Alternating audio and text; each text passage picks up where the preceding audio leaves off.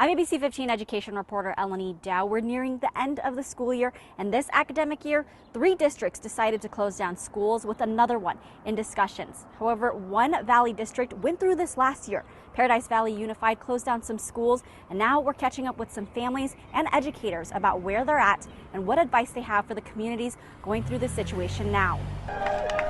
About a year ago, the school is shutting down. Paradise Valley Unified closed down 3 schools. Yeah, unfortunately, it's one of our schools, and it stinks. The closures hit hard for students, parents, and educators after the board cited declining enrollment and reduced funding. I am definitely still a little annoyed at what I felt was the lack of transparency a year or so ago. Becca Soleil's boys' school, Desert Springs Prep, was one that closed. But in the end, a year ago, I just felt like a sense of resignation. She, as well as Mom Maria Wilson, had to find other alternatives. I went and looked at 7 different schools, some in the district, some private, some charter.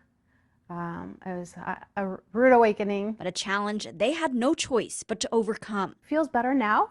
It felt really, really hard, and just there was a lot of sadness. Heather Schmidt, president of the Paradise Valley Education Association, remembers how it impacted staff too. We know that we had a few folks that chose to retire early or move on from the district, but we had jobs for everyone, and I think that is one of the biggest wins of that. As Paradise Valley families have adjusted to new schools, 3 other districts are preparing to close some campuses in May. What advice do you have for these families? It's important that families do their research about what new schools their kids are going to be going to, or if they have a choice of where their child can go, to really, embrace looking around at options. So what's happened with the schools that did close down? This building right behind me here used to be a Desert Springs Preparatory Academy, but now it's for PV online teachers who are teaching kids from here who are learning online. The other elementary school is being used for an early childhood learning center.